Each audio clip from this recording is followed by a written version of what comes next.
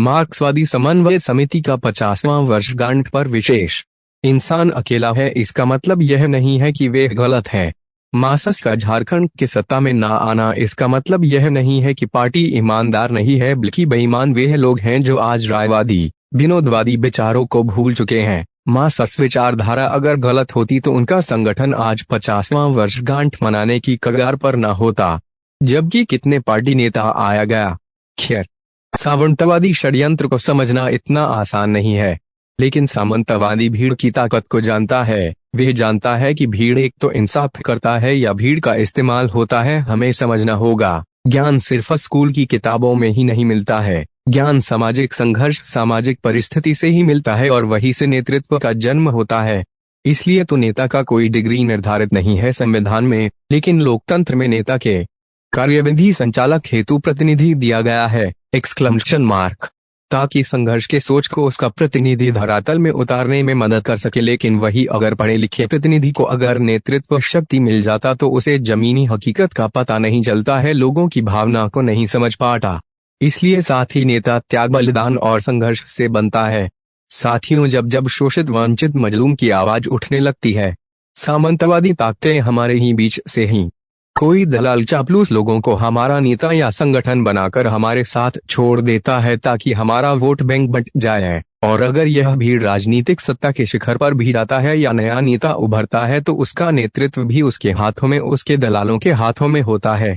झारखंड में भी ऐसी स्थिति है।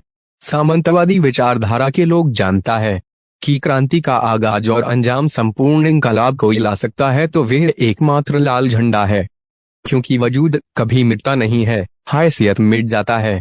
आज लाल झंडा का वजूद ही है जो अभी तक झारखंड में टिका हुआ है। एक नेता ही सही पर विचारों से जिंदा है। जब जब हुकूमत जुल्म करेगी यह चिंगारी बनकर इंकलाब लाएगी।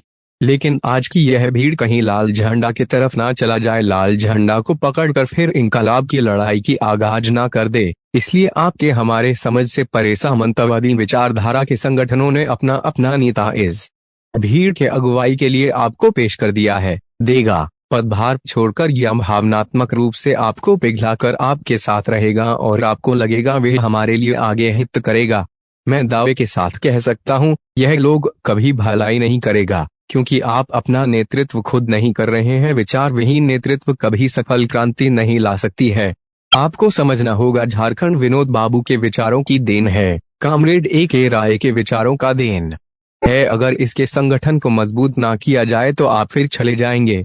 इसलिए साथियों, 22 से 23 अप्रैल को लाल झंडा झारखंड में अपना 50वां वर्षगांठ मना रहा है। सत्ता की लोभ लालच बिना विचारों की बुनियाद आज फिर बेताब है। आपके लिए सशक्त झारखंड निर्माण करने का बीड़ा उठाने के लिए जरूरत है युवाओं को साथ आने का। हम कल भी थे, आज भी है और आगे भी रहेंगे। और बात अगर हमारी करते हैं तो मैं इस बार 2019 में निर्दलीय विधानसभा चुनाव लड़ा। झारखंड में कोई माई का लाल ऐसा प्रत्याशी नहीं था जो महज 70 रुपए पॉकेट में लेकर विधानसभा चुनाव लड़ा हो। महज 9 से 13 हजार खर्चा चंदा करके 4 नंबर का स्थान दिया जनता ने। हमारे पास तो नॉमिनेशन फॉर्म खरीदने का भी पैसा नहीं था। मैं धन्यवाद देता हूं उन सभी लोगों का जिन्होंने हमें वोट दिया, चुनाव लड़ने के लिए प्रेरित किया। और मैं नमन करता हूं कॉमरेड A.K. राय को जिन्होंने आदर्शवादी राजनीति सिखाई।